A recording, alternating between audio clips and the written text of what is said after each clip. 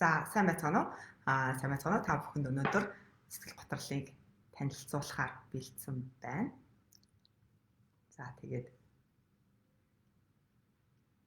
Тэгэхээр та бүхэнд хэрвээ сэтгэл готрлын талаарх асуултууд байвал яг манай Instagram-ийн пэйж рүү болон Facebook маань пэйж рүү сэтгэл готрлын талаарх асуултуудаа явуулж болно. За тэгээд энэхүү лайвыг хийх болж байгаа шалтгаан нь маш олон хүмүүс яг сэтгэл готрлын талаар ерөөхдөө асууж яг манайхаас зөвлөгөө авах гэж холбогддог.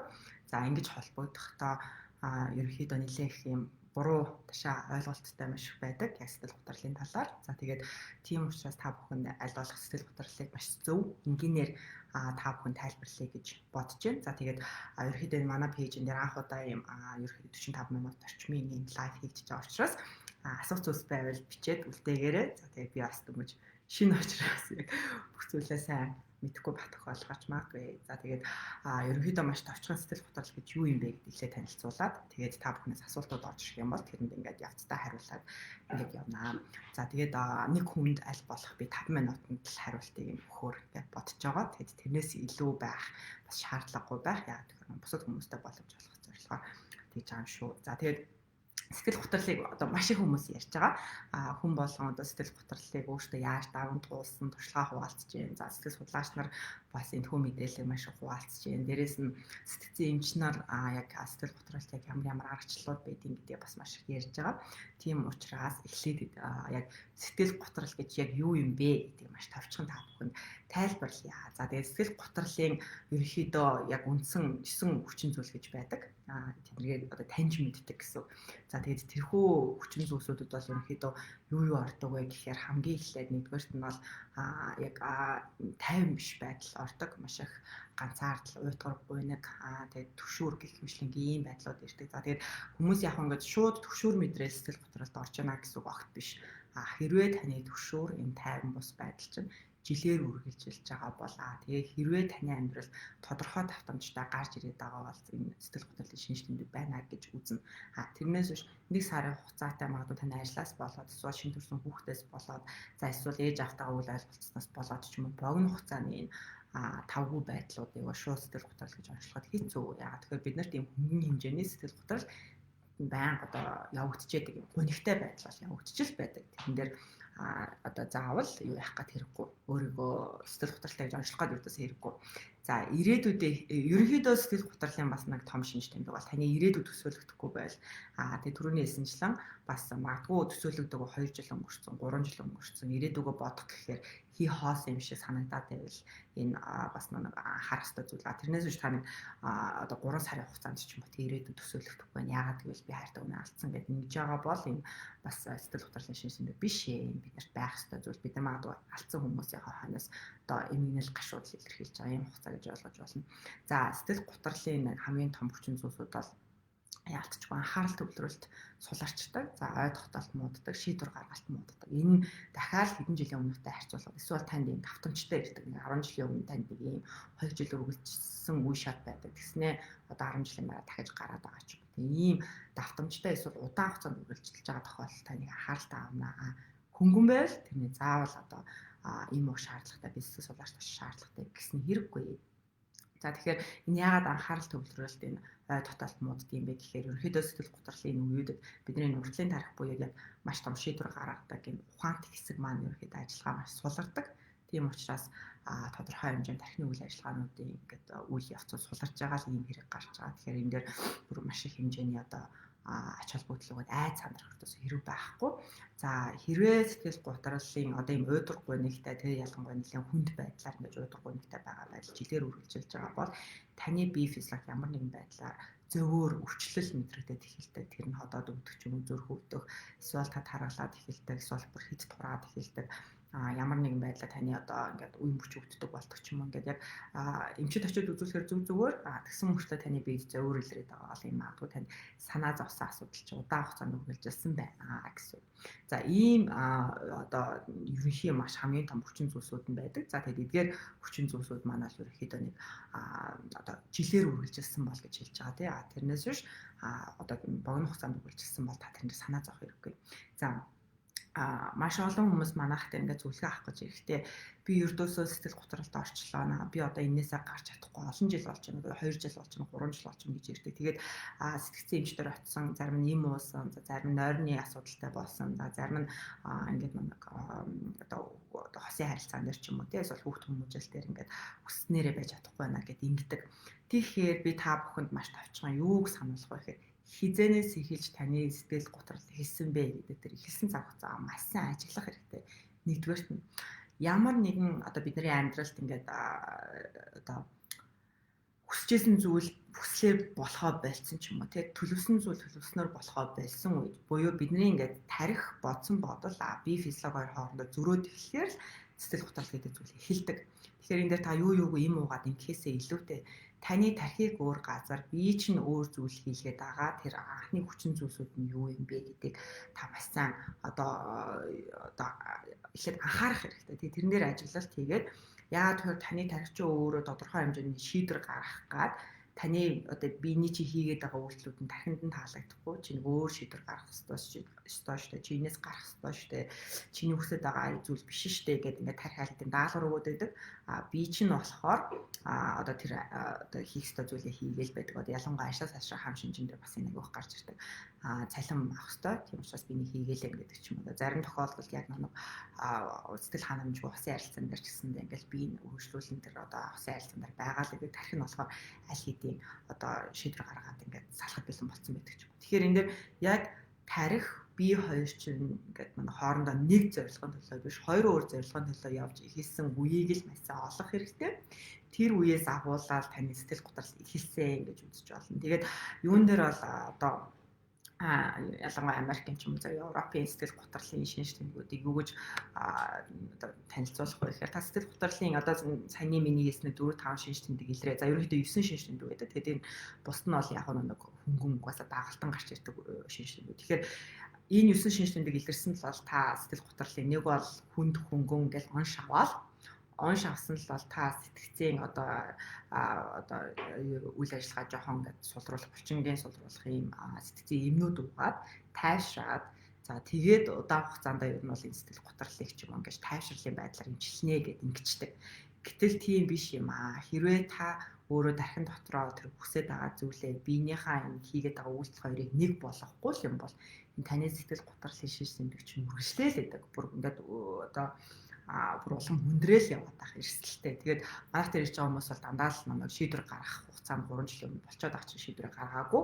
3 жил ингээл яваал тэгэл тархинд бол яадаг вэ гэхээр нэг шууд ингээл шийдвэр гаргачих гэхээр би энэ аль хэдийн ингээд нэг үйлчлэлтэй тасцсан учраас бие тухайн хийдэг үйлчлэлээс салгаж чадахгүй тэг тархи дийлэхгүй. Тэгэл ер нь хоорондоо ингээл тархи бие хоёр хооронд бол маргалдаа л юм гэсэн. Тэгээд шийдвэр гаргахгүй хойшлуулаад байдаг гэсэн. За тэгэхээр юуны төрөнд би сэтгэл готролд орсон юм байна. Одоо би ингээд юм уух хэрэгтэй. Эсвэл би хин нэгнээс заавал зөвлөгөө авах хэрэгтэй. Миний амьдралыг одоо хин нэг өөрчилж өгөх хэрэгтэй гэж бодохгүйгээр хизэнээс эхлүүлээд таны энэ уйтгар гуниг эхэлсэн бэ гэдэг хугацаагаа олсон бол яг тэр үед ямар үйл явдал болсон бэ? Таны итгэлийг алдах ямар үйл явдал болсон юм? Таны одоо ирээдүг ингэж хугацааг нь дуусгах ямар үйл явдал болсон гэдэг дээр маш сайн үйл явдлуудаа анзаарч хараад за тэгээд тэндээсээ агуулаад таны бодол дээр үргэлжлээд өөрчлөлтүүд маш их гардаг. Ямар өөрчлөлтүүд гарсан байна тэднээс ерөөхдөө бол хараад ажиглаад ингээд юу яаж болно гарсан өөрчлөлтүүд дээрээ эхлээд нэг анализ хийж болтгоо. Тэгэхгүй шууд им угаал ингээд бүх зүйлийг сайхан болгоно гэж хизээж байхгүй. Тэгээд зөвлөгөө нэрж байгаа хүмүүс бол ингэдэг яг ингээд би яг 2 жилийн байдалтай байна. Би хурдан энээсээ гармаар байна. Хурдан удаа гарахын тулд надад ингээд одоо яг хурдан шийдвэр гаргах хэрэгтэй байна гэдэг. Гэтэл тэр чин боломжгүй танд өөрт чинь яг ямар бодлын алдаа байгаа вэ гэдэг олоогүй цагт тэр бүхнийг хурдан шийдвэрлэх өртөөсөө боломж байдаггүй. Тэгэхээр та эхлээд маш сайн ямар үйл явдлын дараа та ямар алдаатай бодолтой болсон, ямар зүйлийг буруугаар боддог болсон. Тэгээд ерөнхийдөө бол нэг тэр алдаатай бодлоос ч юм болоод ямар буруу үйлдэлүүд таны амьдралд орж ирсэн гэдгийг маш сайн анзаараа гэсэн. За тэгээ хэрвээ та бүхэн сэтгэл хөдлөлийн талаар асуултууд байвал явуулж болно. Шууд ингээд ганцаар яриад байгаа учраас асуулт байвал илүү амархан би та бүхэнд хариулах болно. За манай юун дээр нэг асуулт ирсэн байсан мессежнүүд донд маань Ер нь хүн сэтгэл готролд ороод нэг л амиа хорлох бодолд өрчгөл хүнд хэцүү санагддаг үед дахин энэ л арга зам байна гэж боддод байдаг юм уу? Энэ асуултанд хариулж өгөх баярлалаа гинэ. За энэ дээр сэтгэл готрлын одоо хамгийн хүнд одоо нөхцөл нь бол одоо амиа хорлох. Амиа хорлох гэдэг ингээд хоёрхан үгэнд багтж байгаа шиг тийм амархан зүйл биш. Энэний цаана ямар утга агуулга явагдаж байгаа гэдэг маш ойлгох хэрэгтэй. Тэгээд би энэ амьдралд хэрэггүй юм байна. Хинч намайг одоо хинч миний талд орохгүй юм байна. Намайг хамгаалахгүй юм байна. Дээрээс нь хэрвээ намайг ингээд явуучвал хинч одоо санаж ганцрахгүй юм байна гэдэг ч юм. Ингээ ерөнхийдөө бол энэ миний эрен тойронд чинь байгаа энэ бүх зүйлээс чинь би хол тустай юм байна шүү дээ. Би ч ганцаараа зүйл юм байна.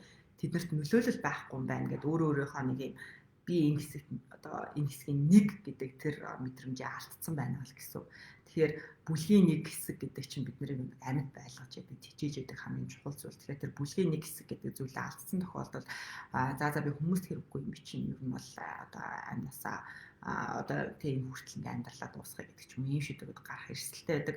Энэ дээр дахиад нэг зүйл хэлээ. Хизэнээс хойш энэ амиа хорлох бодол гарч ирсэн бэ гэдэг маш чухал. Яг тэр үед юу болсон бэ? 4 жилийн өмнө одоо хайртай хүнээс салсан юм уу? 3 жилийн өмнө маш том одоо бүх амьдралаа зориулна гэж бодож ирсэн ямар нэгэн үйл явдалтай биелэхэд байсан. Эсвэл одоо намайг хайрладаг гэж бодож ирсэн аавтайгаа муудалцсан. Эсвэл ээжтэйгээ муудалцсан. Эсвэл хин нэгний ингээд маш чухал гэж бодож ирсэн хин нэгнээс чи хэрэггүй штэ гэдэг нэг юм үг сонссон л байдаг бид нар үргэлж.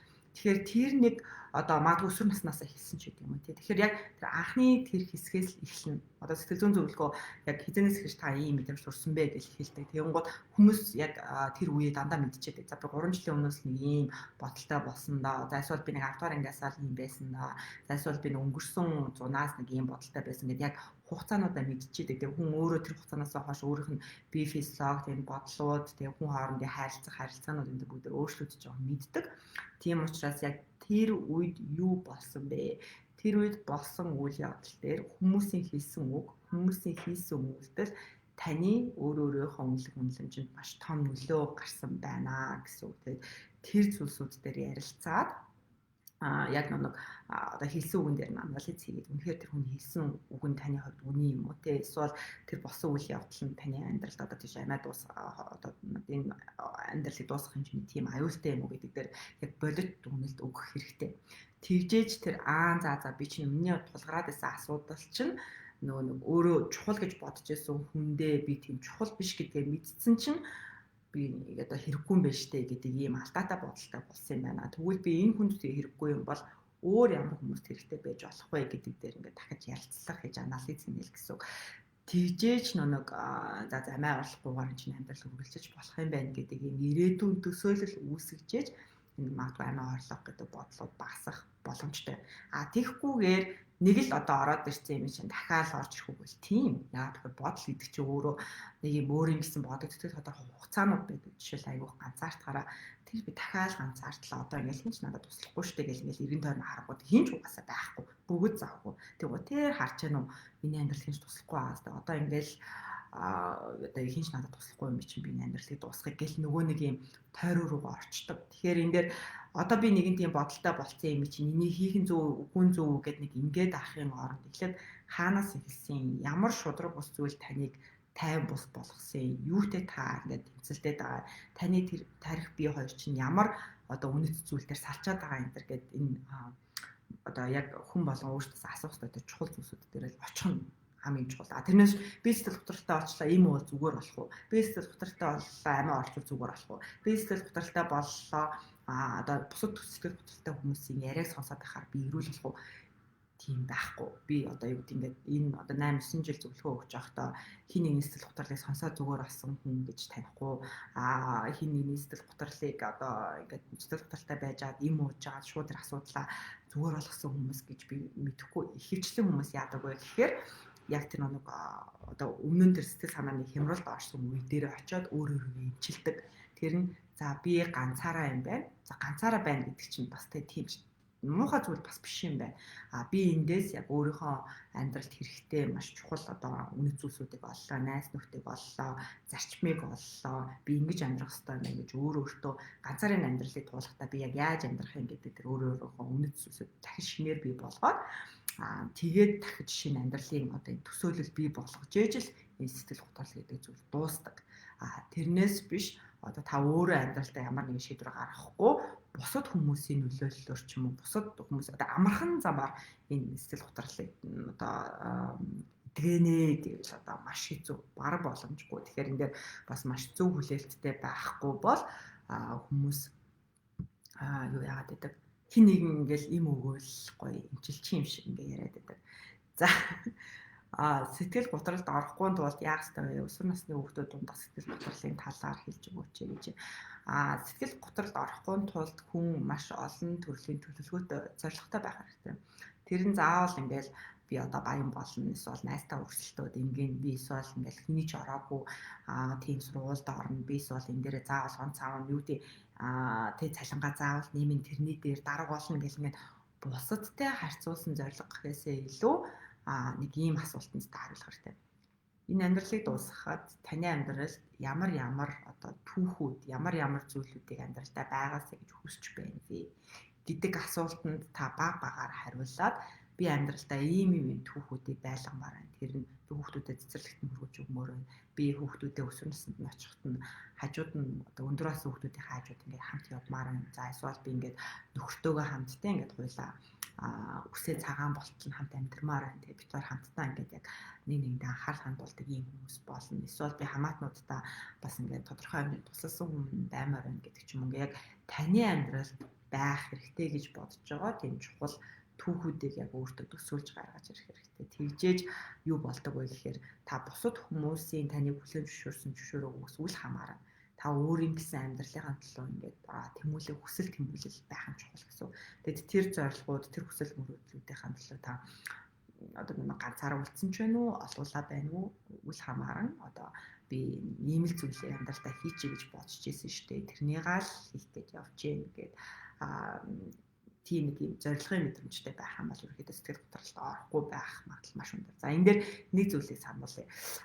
Хүмүүс ингэдэг нэг бол одоо ажлын байрны юу зорилгонд дууссан. Одоо би яг зорилго гэж ярьдаг. Тэр нь юу гэхээр хүмүүсийн хвшлэн зорилгонд дуусчихаар сэтгэл готролд ордог. Одоо яг миний зөвлөгөө өгдөг аргачлал бол яг тэр одоо эмгүүгээр яаж зөвлөгөө өгөх юм бэ гэж бас бичсэн байна. Тэгээд тэр эмгүүгээр бас сэтгэл судлаач нарын нэг тусламжгүйгээр аль болох ерөөхдөө хүмүүс өөрийнхөө амьдралд өөрөөрөө асуулаа шийдвэрлэх чадвартай гэж би ер нь бас хувьдаа боддог. Тэгээд тэр нь хамгийн том туслах зүйл нь бол яалтчгүй ямар зорилготой байж исэн чинь зорилго дууссан юм бэ. Тэр зорилгынхаа дараа тэр хүн ямар зорилготой байсан байгаагүй юм бэ гэдэг нэг чухал. Ялангуяа одоо нэг юу яадаг дөнгөж төрсөн гэртээ байгаа ээж нар ялангуяа ингээд хүүхдээ 2 нас хүрснийхэн дараа ч юм уу ингээд сэтгэл санааны хямралд ороод бүхэл утгагүй болоод тэгээд ингээд нөхрөөс салах хэрэгтэй юм шиг хүүхдүүд орхио явах хэрэгтэй юм шиг гадаад явах хэрэгтэй юм шиг бүр ингээд юу хийх хэрэгтэй байгаа ойлгоо болоод ингээд ууралж бухимдаад бүр ингээд хамаг юм өөрчлөгдсөн байдаг. Тэр ихэвчлэн хүүхдээ том болсны дараа би юу хийх юм бэ гэдгээ бодоогүй байхтай маш холбоотой байдаг. Яг юу гэх юм ихэвчлэн бүгдээрээ ажилд орно гэж бодсон байдаг. Тэгээд яг ажилд орох гэхээр ажилд орж болтгоо тэгээд хүүхэд харах хүн дараагийн асуудал гараад ирчихдэг. Хүүхэд харах хүн байхгүй. Тэгсний оронд чи гэртээ байгаад хүүхдээ хараад би ажилдаа яваад нөхөр нь хэлчихдэг. Тэгэнгუთ хүүхдээ 2 нас хүрэнгуутаа ажилдаа орно гэж бодсон байсан зорилго чинь биелэхэ болоод хоошоо ингээс хугацаанд сунгачиж байгаа байхгүй. Тэгэнгуთ тэр хооронд хүмүүс нэг нь л 2 жил хүүхдээ харна гэж бодсон байсан юм чинь дараа нь хүүхдээ би өргөжлүүлэн одоо харах магадгүй хүүхд асрагч аваад ч юм уу эсвэл ээж аваараа харуулад ажилдаа явандаа гэж бодоогүй ямар ч ажилдаа орно гэж бодсон гэхдээ төлөвлөгөө гаргаагүй тэгэнгუთ төлөвлөгөө нь биелэхгүй болохоор тийм нэг хамаг юмны одоо нэг тарих би хоёр ч хоорондоо ингээд өөрчлөгдөж шүү дээ. Тарих нь бол ингээд ажилдаа орохдоо бэлдээл өдөөсөө хүмүүсээ ажилдаа явж байгаа эмэгтэйчүүдийн хувцс нь гой харагдаад тэдний бичиж байгаа юмуд фэйсбүүк дээр гой харагдаад ингээд тэдрэл ингээд гой амьдрал авч санагдал. Тэгэл би ч болохоор энэ хүүхдээ өргөжлүүлээ хараал ингээд хоорондоо ингээд зорилгоос олчиж байгаа юм. Тэгэхээр тийм тохиолдлуудад бол дандаа л яг та хүүхдээ хэд хүртэл нь яг одоо гэртээ хүүхдээ харъя гэж бодож ийсэн гэдэг асуулт аягүй чухал. Тэгмүүд хоёр гэл ингээд яг цаг нь гараад ирдэг. Тэгмүүд тэр хүнийг бол тэр хугацаагаа уртсгаж болно.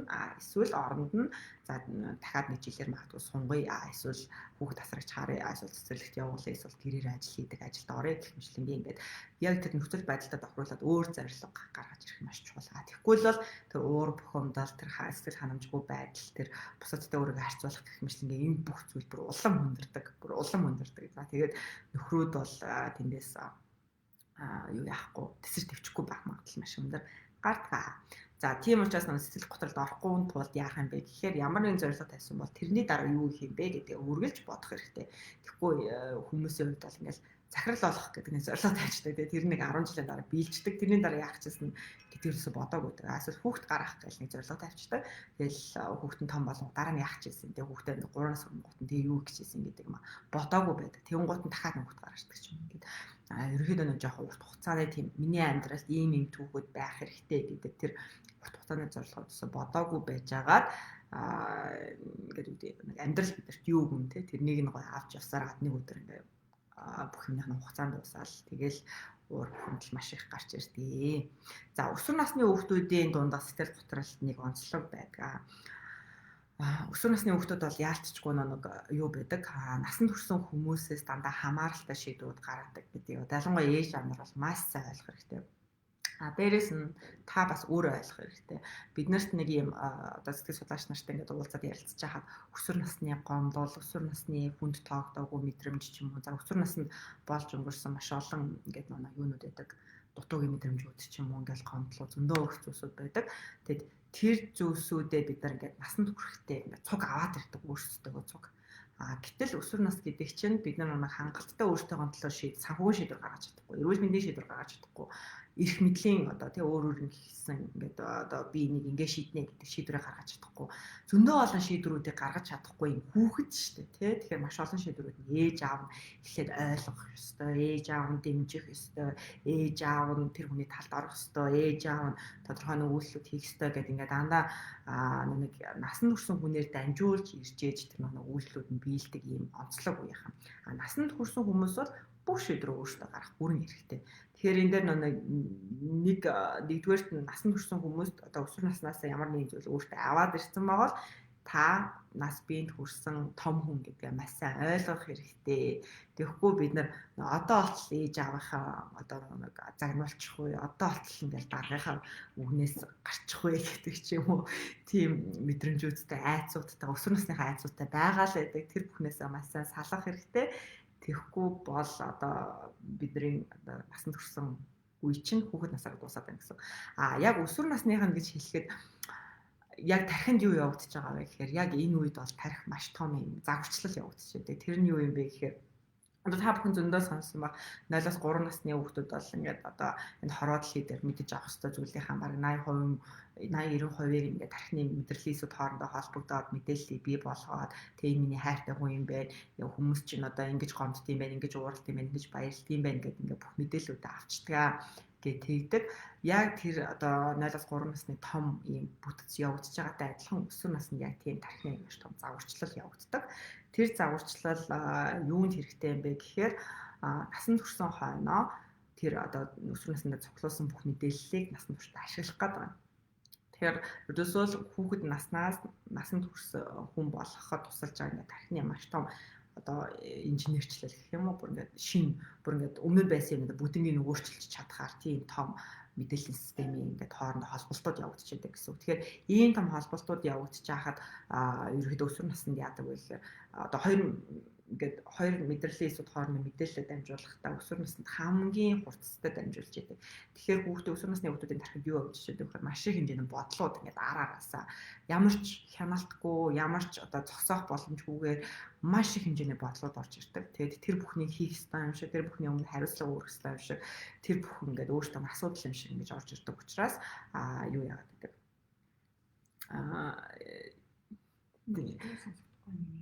Тэгэхээр орж ирдэг учраас нэг юу яах хэрэгтэй. Өсвөр насны хүүхдүүд бол ингээд яг энэ үед бас сэтгэл санааны яг насны хүрсэн хүмүүсийн хамгийн анхны сэтгэл готролын шинж өсвөр наснд ирдэг учраас яг энэ үеийг ерөөдөө жоохон сэтгэл хөдлөлүүд гарна гэдэг хүлэмжшөөрөөд ээж авдаа гомдно гэдэг хүлэмжшөөрөөд тэг найзуудтайгаа маргалтна гэдэг хүлэмжшөөрөөд өөрөө өөрийгөө буруутгахгүй өөрийгөө бусдаас муу гэж бодохгүйгээр те ингээд яг энэ үед одоо өөрийнх нь зорилгыг болоод яг энэ үед яг өөрийнх нь давуу талуудыг олж мэдээд ингээ явах юм бол ирээдүйд хэрэгтэй гэдэг талаас нь хандвал илүү зүгээр гэж бодож байна. За тэгээд дараачих ийм уухгүйгээр яаж хэмжлэх вэ гэдгсэн. Ийм уухгүйгээр нэг түрүүнд хэлсэн тийм олон зорилготой байх тусам та нэг зорилго чинь дуусангууд дараагийн зорилго чинь биелэн. За тэгээ бидний хувьд бол хүмүүсийн хувьд яг карьерийн зорилго нэг байх хэрэгтэй. Хосын харилцааны зорилго яалтчгүй байх хэрэгтэй. Маш олон хүмүүс намайг юу яадаг карьерийн зорилгоо тавиад байдаг мөртлөө хосын харилцааны зорилгоо тус тавьдгүй. Бид хоёр ч одоо нэг 55 наснда нэг ийм хосууд байна да. Эсвэл 45-аас 50 наснда нэг иймэрхүү зүйлсүүдийг хийж гэн да. Манай хүмүүс нэг 15 хүрэхээр бид хоёр ингэндээ гэдэг ч юм уу нэг ийм хосын харилцааны хүсэл сонирхол тэмүүлэл амьдралдаа байлгахыг хүсэж байгаа үйлдэлүүд энэ гэдгийг нэг ердөөс хоорондоо ярилцахгүй тийм төсөөлүүд айгу бага байдаг. Ихэвчлэн хүмүүсийн зорилго нь ингээл за би нэг аваа суудсан гэдэг ингээд зорилго нь баг дууссан. Тийм эрэгтэйчүүд бас маш их байдаг. Эхнэртэйгээ л хамт байвал болоо гэдэг үгтэй амьдралын зорилго нь тийм. Тэгэл эхнэр нь явах гэхээр сэтгэлээр гутарчдаг. Тэгсэн мөрчлөө эхнэрийн төлөө өөрчлөлт гаргадаггүй. Тэнгууд нэг эхнэрүүд нь өөрчлөгдөхгүй бол би чиний хажууд байхгүй гэдэг хаа тэрийг ойлгодгүй. Ингээл би л чиний хажууд байл аз жаргалтай байх гэдэг. Гэтэл эхнэрүүдийн хувьд нөхөр нь өөрчлөгдөж эхнэр нь аз жаргалтай байх гэдэг нөхөр нь ойлгодгүй. Тэгэхээр энэ дээр бас хоорондоо ярилцаад яг хосын харилцааны зорилгууд юу юм бэ гэдгийг бас анхаараарай. Эхнэрүүдийн хувьд зарим тохиолдолд богино хэмжээний зорилгоудтай байх тохиолдлууд их байдаг. Ялангуяа хүүхдээ 10 хүртэл одоо ингээл нэг хамт байж байгаа л 10-аас нь хойш манай нөхөр өөрчлөгдөхгүй байвал тэр үед нь шийдвэр гаргандаа гэдэг ингээд богино хугацааны зорилготой авчдаг. Тэгвэл 10 хүрсэн гэсэн тэр хүний сул талч өөрчлөгдөхгүй.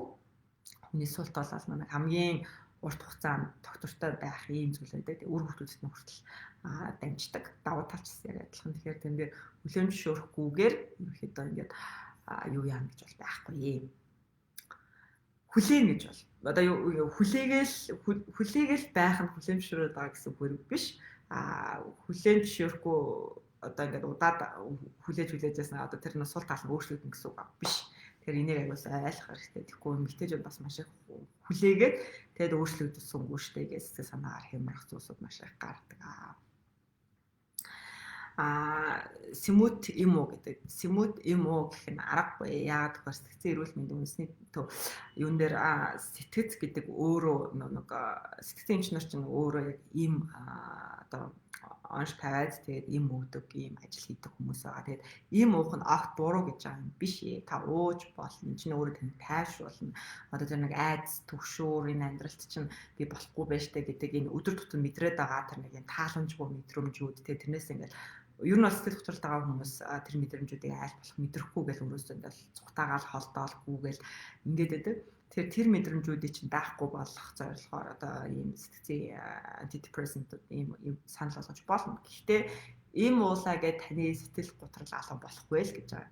Та сэтгэл готрол гэдэг зүйлийг өөрөө одоо бүр тархин дотор ингээд үйлдэлээ зорилгоудаа анализ хийж агаад тэгээд өөрөө шийдвэр гаргах хэрэгтэй. Ихэнх тохиолдолд сэтгэл готрлоос гарах хамгийн том хэмжлэг бол нэг юм айгаад байгаа бидний үйлдэлээд. Энийг л хийчихвэл би болохгүй штэ гэх юм ингээд гүн сэтгэлээс ингээд айцсан үйлдэлээд.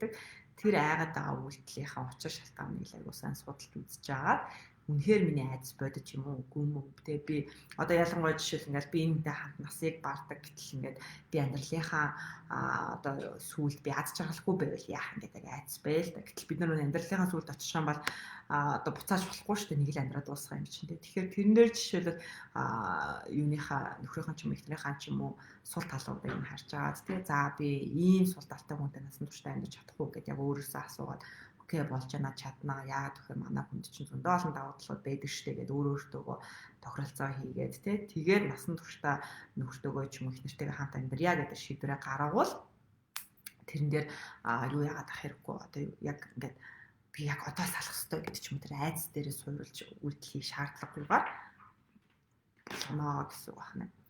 За хин нэгний хөндлөнгийн хүний харилцаанаас бол сэтгэл санааны докторгүй байдлыг үүсдэг тэр проблемаас гарах арга. Харилцаанаас сэтгэл санааны докторгүй байдал. За сэтгэл санааны докторгүй байдал чинь хин нэгний хин нэг нөлөөлөд байгаа бол ерөнхийдөө бол чинь бол дарамт учруулж байна гэсэн үг шүү дээ. Яг би энэ дээр нэг ингээд сэтгэл санааны хүчээр хийлэл гэр бүлийн хүчээр хийлэл энэ төр гэж нэг нэрлэхгүйгээр хэрвээ та хин нэг нэгнтэй харилцаал тэр нь танд ингээд шууд одоо юу гэдэг ингээл би чи хэрэггүй хүн гэдэг мэдрэмж төрөөл. Эсвэл би одоо энэ хүний учрыг яаж олно гэл ингээл тэр нь бүр өдөр болгон татагддаг тий. Тэгснэ өдөртөө хэд хэд тийм мэдрэмж төрөөд байдаг бол нэг бол та тэр хүнийхээ сул талыг үлэмжшүүлэх ёстой. Магадгүй тэр нь таны дараач юм уус хажууд шиг хамт байгаа хүн ч юм уу тий. Тэр нэг хүний нэг ууртаа яриад байгаа зан чанар эсвэл хүний шүмжлээд байгаа тий эсвэл нэг ингээд нэг тань таагүй мэдрэмж төрөөд байгаа тэр нэг л сул тал байгаа. Бүх юм нь бол биш. Тэр юмыг хүлэмжшүүлэх үнээр тэгж чадахгүй юм чинь болохгүй шүү дээ. Энд чинь би тэр чадахгүй гэж байгаа бол тэр хүнээс айлгах хол байх. Тэгээд энэ сэтгэл санааг докторгүй байлгадаг хүн байгаад байгаа бол ер нь эхлээд тэр сэтгэл готрол яг ийм зүйлээс болоод шууд сэтгэл готролд би орно гэж бодохгүй л байна л да. Тэр хүн чинь өөрөө сэтгэл готролтой байж болно. Тэгээд ийм хүмүүсээс альбал харилцаануудаа жоохон хол байхгүй бол та өөрөө ингээд одоо тэр нь хадам эжинч байж болно, найз нь байж болно, эсвэл хамт ажилладаг хүн байж болно, хинч байж болно гэхдээ давтамж нь их. Тэр болгонд та өөрөө өөрлөгөө ингэж хам буруугаа аваад ингээд ах юм бол тэр чинь өөрөө таны сэтгэл готрол руу шилжүүлэх магадлалтай. Тийм болохоор тэр хүмүүстэй харилцаануудаа багасгах нь танд айгүй эрүүл. Явандаа бүр үнэхээр харилцах шаардлагатай бол та тэр харилцааныхаа загварт жоох арай өөр утга агуулга гацрах хэрэгтэй. Тэрний би заавал одоо цалин авахын тулд энийг чи хийх хэрэгтэй ч гэдэм үсээр би заавал одоо нөхрийнхөө ээж нь эсвэл эхнэрийнхээ ээж ч сайхан харилцах хэрэгтэй энэ гэхээсээ илүү зүгээр яг өөрийнхөө хүнсэнд тохирсон тийм харилцааны загварыг чинээр бий болгож олно. Зорилгодоо хүрэхин тулд өөрийгөө пуш гэдэг гоё түүл хийж болох. За энэ дээр бидний тарих чинь айгуу тийм ухаантай. Тэгээд бидний тарих бол яг биднэрт хэрэгтэй бүхэл зүйлүүдийг биднэрт өгдөг. Тэгэхээр тархиндаа л гэдэгс эргэлдэж болохгүй. Тарих чинь бол танд өгж байгаа бүх асуудлуудыг шийдвэрлэх хүсэл сонирхолтой. Танд ямар асуудал байна? Тэрнийг шууд шийдэл өгөх тийм хүсэл сонирхолтой. Тэгэхээр тархич нь бол зүгээр за нэг ийм асуудал байна шүү гэх юм бол одоо мөнгө хэрэгтэй гэх юм бол шийдэх гээл ингэчдэг. За эсвэл энийг сурах хэрэгтэй юм гээл тэгэхээр ингээд сурах гал оролцдог тийм ингээд за би одоо жингээ хасах гээл тэгэхээр ингээд за одоо хас гээл ингээд шууд ингээд даалгавар өгөөл тэрний хийгээ авчдаг.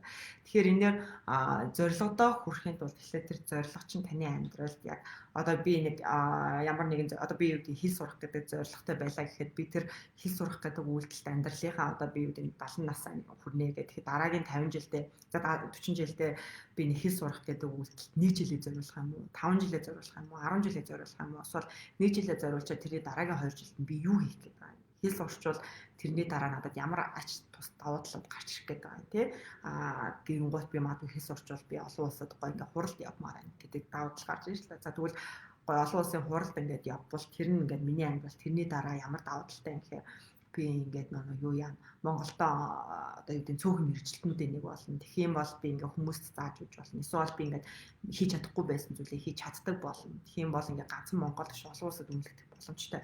Гэх мэтлэнгийн тэр нэг хэл сурах гэдэг энэ үйлдэл чинь дараа ямар зорилго байгаа, тэрний дараа ямар зорилго байгаа ингээд урт хугацааныхаа зорилгын дараах зорилгоудаа гаргаж яваад тэгээд та үнэхээр гоё олон улсад үнэлэгдэх хэмжээний мэрэгчлэлтэн болохыг хүсэж байгаа бол таны хамгийн жижигхэн хийх үйлдэл чинь хэл сурах байхгүй. Тэрнээс биш одоо яг хэл сур одоо яг хэл сур гэж та нэг жил өөрийгөө ингээд тэрний дараа яах юм гэдэг зорилго нь тодорхойгүй тийм ингээд дараагийн зорилгууд нь тодорхойгүй зүгээр би хэл сурах гэдэг үйлдэлийг амьдралынхаа нэг хэсэг байлгамаар гэх юм бол таны тархичийн өөр нь бол би чинь 2 дахь цагуу 3 дахь цагуу 4 дахь цагуу 5 дахь цагуу гэх таны хэл сурах цагийг чинь гаргаж өгөхгүй зүгээр яг хэл сурчаад дараа нь яах гэж байгаа. Тэгээд тэрний дараа яах гэж байгаа. Ямар боломжууд танд гаргаж ирэх гэж байгаа. Ингээд тэр боломжууд чинь танд гоё аз жаргал өгдөг. Жишээл одоо олон улсын тайзан дээр гоё ингээд тий өөрийнхөө мэдээ сурсан зүйлээрээ би ингээд одоо бусад хуваалцмаар байна. Англиар ингээд мэддэг зүйлийг ярмаар байна. Эсвэл би гоё олон улсад гоё Монголын талаар мэдээлэл өгмөр байна гэдэг ч юм уу. Яг үнэхээр таны амьдрал тийм гоё үн цэнтэй, үнэхээр гоё дурсамж болох тийм зорилготой байж тэрнийхээ төлөө та өнөөдөр хэл сурах гэдэг жижиг зорилгоос хангана гэсэн үг. Тэрнээс нэг зорилготойгоо яваад байх юм бол ер нь тэр чинь тарих тэрийг хүлээж авахгүй байх магадлал маш өндөртэй шүү. Буруу шийдвэр олон удаа гаргах дараа нь түүндээ их харамсах өөрийгөө буруутгах тал дээр хэрхэн өөрийгөө өөрчлөх вэ? Буруу шийдвэр олон удаа гаргаад байгаа бол та тэр загвараа ихлэ маш сайн дэвтүүд дээр бичиж гаргах хэрэгтэй. Яг эн чинь яг адилхан нөхцөлд ихвчлэн гарсан байх талтай. Яг яар хараа юм уу, бусад хүмүүсийн үгэнд ороод юм уу, эсвэл ингээд юм судлаагүйгээсээ болоод юм уу, тэр буруу шийдвэр гаргаад байгаа яг адилхан нөхцөл нь юу юм гэдэг. Тэгэхээр маш тэр нөхцлөө байсан олох хэрэгтэй. Тэгээд тэр нөхцөлд дахиж орохоороо буруу шийдвэр гаргах гад байдаг учраас тэр нөхцөлийг яаж өөрчлөх вэ гэдэг аргаа өөрөө олох хэрэгтэй. Тэрнээс биш буруу шийдвэр дандаа гаргаад байна гэл ингээ яваад ах юм бол буруу шийдвэр дандаа л гаргасаар л байх болно. Дараа нь түндээ их харамсах өөрийгөө буруутаад алдаг юм хэрхэн өөрийгөө. За одоо жишээл яг би энэ одоо манай монголчуудын хувьд нэг юу байдаг шүү дээ. Одоо тамхинасаа гараа ч юм архинасаа гараа гэл одоо тэр хэрэглээ бол айгүй буруу гэдэг мэддэг. Тэгсэн мөртлөө нэм итгэл одоо ингээд архины хэрэглээ ингээд хитэрсэн байж идэг ч юм уу. Тэгээд тэрэндээ дараа нь харамсдаг ийм тохиолдлууд гардаг. Тэгэхээр яг хизэнээс ямар одоо зүйл тохиолдохоор миний хэрэглээнүүд хитрээд байна тий. Одоо ялангуяа ууралж бухимдах гэсэн яг адилхан баггүй ингээд биднэрт нэг юм жоохон чи ямар эмзэг ингээл хэлчихэнгууд улам их уурах үргэлж тий. Тэнгууд тэрийг үгийг нэг сартаа 3 хүнээс сонсон сард 3 удаа ингээ ууралчих магадлалтай. Тэгэхээр тэр 3 ууралтыг чинь яг адилхан нэг юм болохоор намайг эмзэг гэж хэлчихвэл тий. Намайг юм юу үг даадаггүй гэж хэлчихэл би ууралцдаг гэдэг тэр яг адилхан нэгдсэн нөхцөлөө ойлгочвол тэр нөхцөл болгон дээр та уурлах магадлалтай гэдгээ маш сайн санаад дараагийн нөхцлүүд дээр аль болох уурлахгүй байх аргуу зурна гэсэн үг. Тэр нь амьсгал авах ч юм уу эсвэл за яах вэ энэ хүн намайг эмзэг гэж хэлнэ л үз. Гэхдээ тэр чинь миний бүх амьдрал биш шүү дээ гэд та өөрөө нэг юм одоо өөртөө нэг арга зайлшгүй олно гэсэн үг. Ер нь бол жоохон тархаа жоохон гуурнаа л гэсэн үг. Тэгэхгүй бол тэгэл эмзэг гэж хэлэх болгонд л уурлаад байвал танаас нь туршдал уурлна. Ер нь бид нар тэгдэг. Ямар нэгэн үнэт зүйлс дээр байна. Ингээд нэг юу яхаар бид нар тэр хариулт ингээд нэг насаараа хийц учраас тэр нэг шууд өгчлөө аягүй хэцүү байдаг. Гэхдээ үнэхээр та залхаж байвал одоо ингээд энэ зүйл байдалд оронгуудаа гаргаж байгаа уурнуудаас дандаа залхахдаг, тэрэндээ дандаа харамсдаг бол та яг тэр нөхцлөө олоод тэгээ тэрэн дээр нэг арга олох хэрэгтэй юм байна л гэж өөртөө бодчих. Тэгээд ингээд за энэ ууралж байгаа нэг нөхцлөө хараа гэдэг өөрийгөө ууралж байгаа үед ажиглаад ч юм уу тэр үйлслүүдээ хийж байгаа үед ажиглаад ингээд эхлэнгууд энэ чи өөрчлөлт бас болох юм байна шүү дээ гэдэг арга замууд олдог. Бас бусад хүмүүсээс бас туршлага судалж болно. Ерөөдөө бол нэг яг энэ уурлах үедээ чи яадаг вэ энэ гэхээр хүмүүс нэг айгүй олон өөр өөрсдийн гэсэн аргатай байдаг. Бас дээрэс нь арх хэтрүүлэг уугаад байгаа үедээ чи яадаг вэ гэх юм бол хүн болгон бас аргатай байдаг.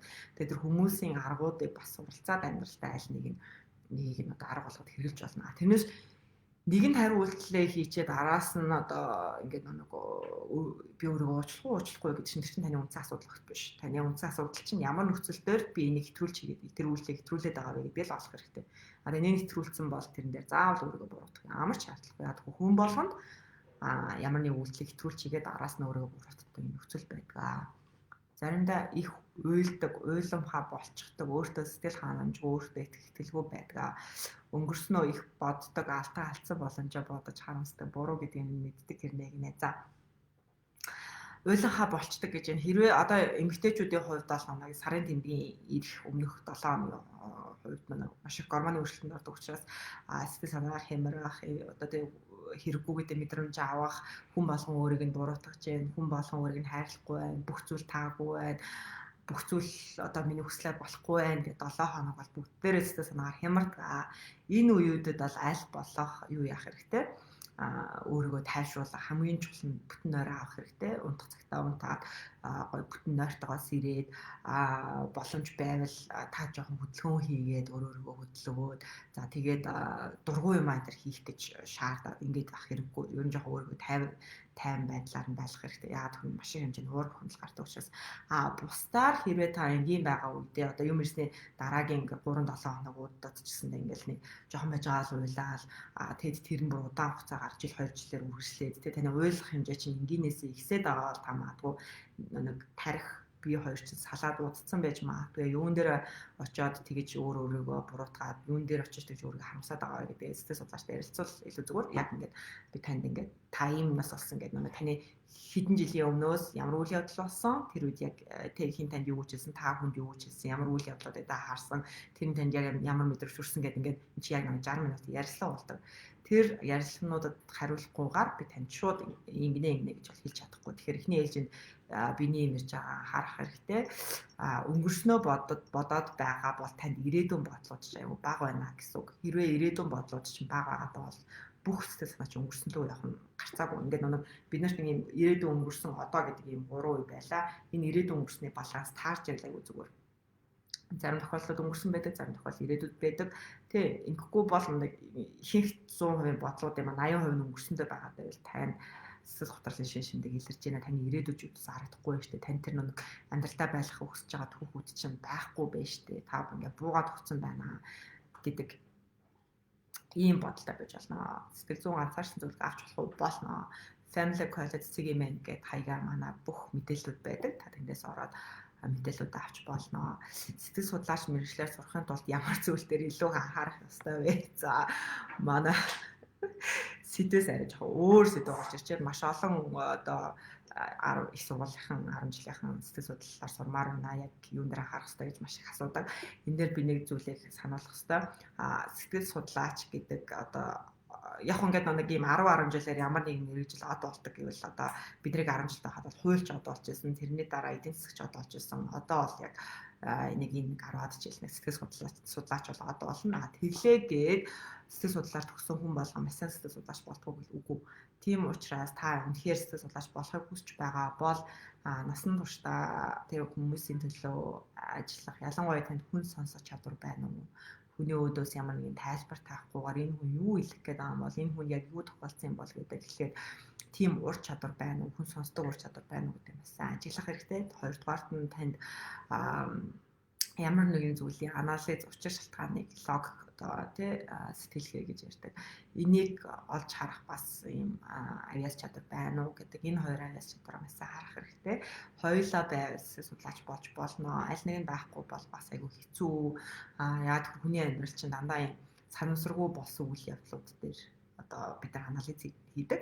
Тэр болгон дээр ингээд тэрний чинь буруу, энэний чинь буруу. Шууд бид нар тэгж хэнийг буруутгах юмч боломжгүй байдаг. Энэ үйлчилж өөрөө тийм учраас ер нь жоохон логик сэтгэлгээ дээрээс нь бусдыг ойлгох чадвартай байвал илүү сайн сэтгэл судлаач болох боломжтой. За тэгээд хэрэг суралцах хүсэж байгаа хүмүүс байх юм бол та бүхэн ямар нэгэн одоо Америкийн ч юм уу Австралийн ч юм уу их сургуулиуд руу ороод сэтгэл судлалын тэнхимлөөнд ороод тийм дотор сэтгэл судлаар сураад ямар мэргэжлэр одоо ажиллаж болох вэ гэдэг маш их асуултууд байдаг. Тэгээд энэ дотор одоо баг хэдэн зуун төрлийн сэтгэл судлаач нарын ажлын байрнууд байгаа. Бүгдээрээ зөвлөгөө өгдөг биш. Одоо ихэнх судалгааны чиглэл рүү, тодорхой хэмжээний зөвлөгөөний чиглэл рүү, тэгээд зөвлөгөөний дотор маш олон төрөл одоо мөрдөн юм уу, хууль юм уу, эмч юм уу, одоо сургууль юм уу дотор маш их хуваагддаг. Судалгаа бас дотор маш олон төрөл хүний зан чанар юм уу, үйлдэл юм уу, тарих юм уу, тэг ингээ өвчлөл юм уу гэдэг дотор хуваагддаг. Тэгэхээр ер нь бол аль нь луунч ажиллаж болно гэсэн.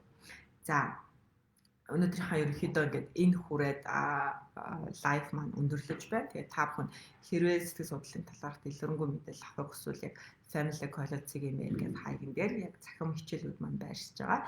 Эндээс сэтгэл готрлыг даван гарах гэдэг хичээл байгаа. Тэгээд эндээс та бүхэн өөртөө сонгоод хичээлээ үзэж болно. Манай хичээлүүд яг сар нэг хичээлийг аваад тухайн сартаа үзэх эрхтэйгээр байдаг.